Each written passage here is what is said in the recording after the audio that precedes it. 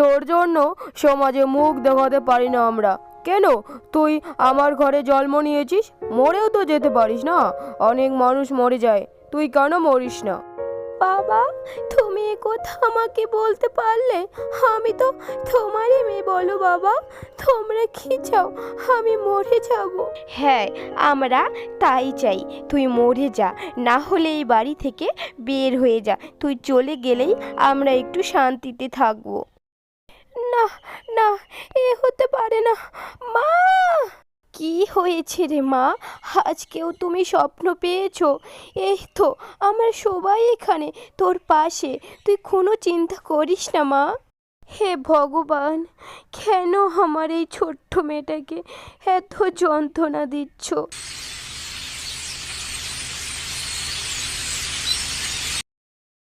আমি প্রতিদিন এই স্বপ্নগুলো দেখি। হে রাধা মাধব, কেন? আমি কে? আমি তো সামান্য একজন গরিব ঘরের মেয়ে, তবুও এই জমিদার বাড়ির মেয়ের স্বপ্ন কেন দেখি? সবাই বলে ভোরের স্বপ্ন সত্যি হয়, তাহলে আমার স্বপ্নগুলো? কি রে রানী, তোকে কোথায় কোথায় খুঁজলাম, পাইলাম না। তুই এখানে বসে বসে কি করিস? তুই জানিস আমাদের গ্রামে এক বিরাট উৎসব পালিত হবে।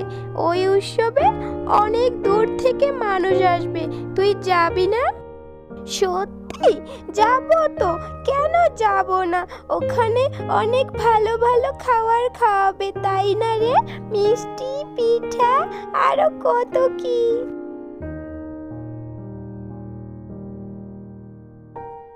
মা রানী, আমাদের গ্রামের পাড়ায় অনেক বড় উৎসব হবে, তুই বাবার সাথে ওখানে যাস, অনেক সুন্দর করে সেজে দিব, কেমন? কেন মা, তুমি যাবে না? তুমি সব সময় কোথাও যাও না আমার সাথে, সবার মারা যায়। চলো না মা, চলো না। আহ রানী, সব সময় জেদ করিস না, জেদ ভালো না। তুমি পচা।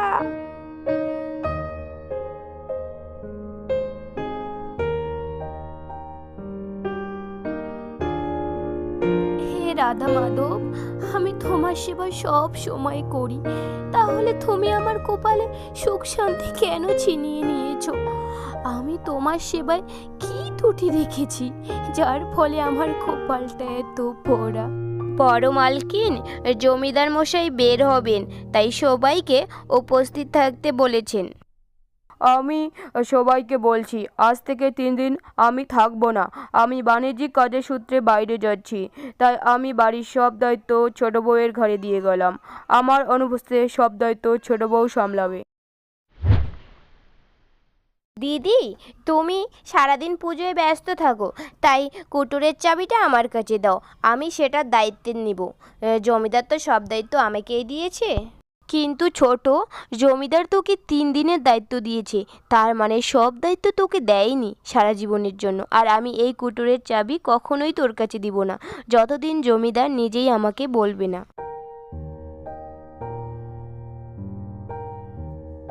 আমি যে অনেক অন্যায় করেছি, আমার অন্যায়ের কোনো ক্ষমা নেই। কি গো, একা একা ঠাকুরের সামনে বসে কি ভাবছো? না গো, কিছু ভাবছি না। জানি না আমার এত কেন কষ্ট হচ্ছে, মনে হচ্ছে আমার আপন কেউ খুব দুঃখে আছে, তার আমার খুব দরকার। হে রাধা মাধব, তুমি বলে দাও, আমি জানি তুমি সব জানো, আমি খুব কষ্ট পাচ্ছি রাধা মাধব। দেশ কত ওর, যদি এই বাড়ি থেকে তাড়িয়ে দিতে না পারি আমি ওকে, তাহলে আমার নামও কনক নয়। হা হা হা হা হা। মা, তুমি কাকে বাড়ি থেকে তাড়িয়ে দিতে চাও? তুমি কার কথা বলছো মা? কিছু না, তুই এখন ছোট, তাই এগুলো বিষয়ে কিছু জানিস না, তাই চুপ কর। সব সময় বড় মা করে থাকে। আমার ছেলে হয়েছে, এগুলো তো ওর জন্যই আমি করি, সেটা সে কিছুতেই বুঝতে চায় না। বাহ বাহ, ছোট বউ, আমি শুনে ধন্য। আমি শুনতে পেয়েছি তুমি কি করে আমার এই জমিদার বাড়ির যত্ন নিয়েছো। মানে আমি আবার কি করলাম রে বাবা? না না ছোট বউ, আমি জানি তুমি নিজের প্রশংসা নিজে করতে পারছো না, কিন্তু আমাকে সব ভট্টাচ মশাই বলে দিয়েছে আগেই। জি আগে ছোট মা, তোমার বাহাদুরের কথা না বলে কি পারতাম?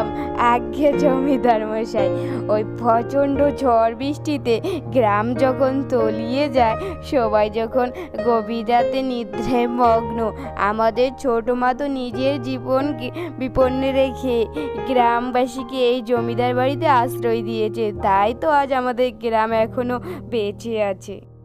বাহ বাহ বাহ বাহ ছোট বউ, গর্বে আমার মনটা জ্বলে যাচ্ছে। হা হা হা।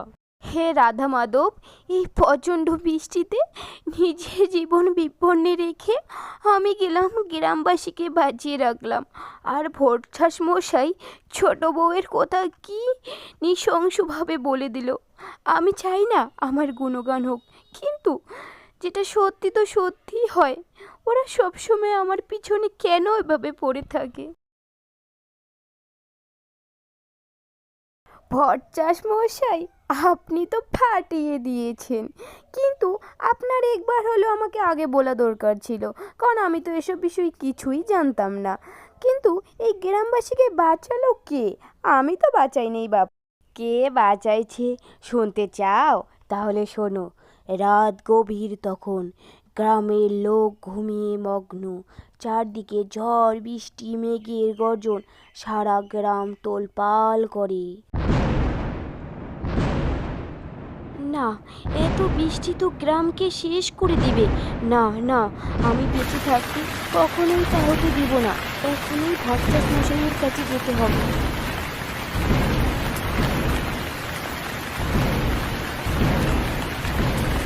ভট্টাচ মশাই, ভট্টাচ মশাই, বাইরে আসুন শীঘ্রই। আগে গিন্নিমা, এই রাতে এই মেঘের গর্জনে আপনি? ভট্টাচ মশাই, যে করেই হোক আমাদের এই গ্রামকে বাঁচাতেই হবে। এই ঝড় যে প্রবল হারে, মনে হচ্ছে এখনই যেন সব শেষ হয়ে যাবে। আপনাদের জমিদার মশাই নিশ্চয়ই কিছু করতেন। আপনার মাথা খারাপ হয়ে গেছে নাকি? এই বৃষ্টি বাদলের দিনে এই রাতে আমি মরতে যাব নাকি? তারপর আমি দেখলাম বড় মা নিজেই প্রচণ্ড ঝড়ে নিজের জীবন বিপন্ন রেখে গ্রামবাসীকে তুলে নিয়ে আসলো আপনাদের এই জমিদার বাড়িতে। আর নাম হলো ছোট বউয়ের। হা হা হা হা হা হা। সত্যি ভট্টাচ মশাই, তুমিও পারো বটে, কিন্তু আমি না হয় এই সম্পত্তি পাওয়ার জন্য এসব করছি, কিন্তু তুমি কিসের জন্য এসব করছো? তোমার কিসের শত্রুতা বড় বউয়ের সাথে? আমি সব কথা বাবাকে বলে দিব মা। তোমরা এত খারাপ, তোমরা সব সময় বড় মাকে খারাপ বানাও বাবার সামনে, তোমরা সবাই পচা। কিন্তু বাবা তো আমার কথা কিছুতেই বিশ্বাস করবে না। আগেও তো একবার বলেছি, আগে আমাকে প্রমাণ করতে হবে এসব। জমিদার মশাই, জমিদার মশাই, সর্বনাশ হয়েছে। রাধা মাধবের সোনার গয়না নেই, এটা তো ঘোর অমঙ্গল। কি বলছো ভট্টাচ মশাই? রাধা মাধবের সোনার গয়না কে চুরি করেছে এখনই বলে দাও, না হলে কিন্তু খুব খারাপ হবে, তার কঠোর শাস্তি হবে। জমিদার মশাই, কার এত বড় সাহস হলো স্বয়ং রাধা মাধবের সোনার গয়না চুরি করলো? সবার ঘরে দেখা উচিত। তুই কি বলছিস ছোট? বাড়ির কেউ এ কাজ কেন করবে? সবাই তো রাধা মাধবেরই ভক্ত। না দিদি, আমার মনে হচ্ছে সবার ঘর একবার দেখা উচিত। এ কাজ নিশ্চয় বাড়ির কেউ করেছে। আর দিদি, তুমি তো ভয় পাচ্ছ কেন? তুমি তো নেওনি, না আবার তুমিই চুরি করেছো? ছোট, মুখ সামলে কথা বল, যা মুখে আসে তাই বলিস না। তাই হোক, বাড়ির সব ঘর দেখা হোক। চলো, আগে আমার ঘর থেকে শুরু করা যাক। না না জমিদার মশাই, এখানে কিছুই পাওয়া গেল না। এবার তাহলে বড় গিন্নিমার ঘরে যাওয়া যাক। চলো সবাই, আর একটু সোনার গহনাটা পাওয়া যাবে। না না জমিদার মশাই, বড় গিন্নিমার ঘরেও কিছু পাওয়া গেল না। না না, এটা হতে পারে না, কিছুতেই না। না মানে, তাহলে সোনার গহনাটা গেল কোথায়? চলো সবাই, এখন ছোট বউয়ের ঘরে চলো।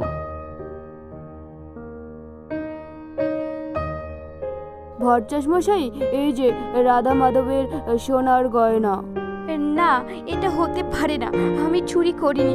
জমিদার মশাই, বিশ্বাস করো, আমি এটা করতে পারি না। আমি রাধা মাধবের গহনা চুরি করতে পারি না। কেউ আমাকে ফাঁসিয়ে দিয়েছে, আর আমি জানি সেটা কে। এই যে বড় বউ। না না ছোট, এ তুই কি বলছিস? আমি তোকে সবসময় নিজের বোন ভাবতাম, তুই এটা কি বলছিস? আমি তোকে কেন ফাঁসাবো বল? তুই তো আমার নিজের বোনেরই মতো। চুপ করো দিদি, তুমি আর আমাকে ভালোবাসা দেখাইও না। তুমি আমার উপর হিংসা করো, আমি জানি। জমিদার মশাই, আমাকে বিশ্বাস করো। জমিদার মশাই আমাকে সব কিছুর দায়িত্ব দেয়। এই বাড়িতে তোমার থেকে আমার অধিকার বেশি, তাই তুমি আমাকে এভাবে ফাঁসিয়ে দিলে দিদি। তুমি শান্ত হও ছোট বউ। আমি জানি ছোট বউ কেন চুরি করবে। নিশ্চয়ই কেউ ওকে ফাঁসিয়ে দিয়েছে। সেটা যে বড় বউ, আমি ভালো করেই বুঝতে পেরেছি। বড় বউয়ের কঠোর শাস্তি হবে। আজ থেকে বড় বউ এই বাড়িতে চাকরানির মতো করে থাকবে। এই বাড়িতে তার কোনো অধিকার থাকবে না, কেউ তাকে পাত্তা দিবে না। আমার কথাটা একবার কেউ শোনো, আমার কথাটা কেউ একবার শোনো। মা, মা, মা, আমার খুব ভয় করে। মা, আমার পাশে আসো, আমাকে ছেড়ে কোথাও যাবে না মা। এই তো মা, আমরা তোকে ছেড়ে কেন যাব? আমরা তোমার পাশেই আছি মা, তুমি ঘুমাও ঘুমাও। হে রাধা মাধব, কে সে? কে এই মহিলা? আমি ওকে বারবার কেন আমার স্বপ্নে দেখি? কি সম্পর্ক ওর সাথে আমার? কিন্তু আমি খুব শীঘ্রই তার কাছে যাব। সে যাই হোক না কেন, যেখানেই থাকুক না কেন, আমি তাকে খুঁজে বের করব। আমি জানি রাধা মাধব, তার সাথে কোনো না কোনো সম্পর্ক আমার আছে। আমি খুব শীঘ্রই তার সাথে দেখা করব।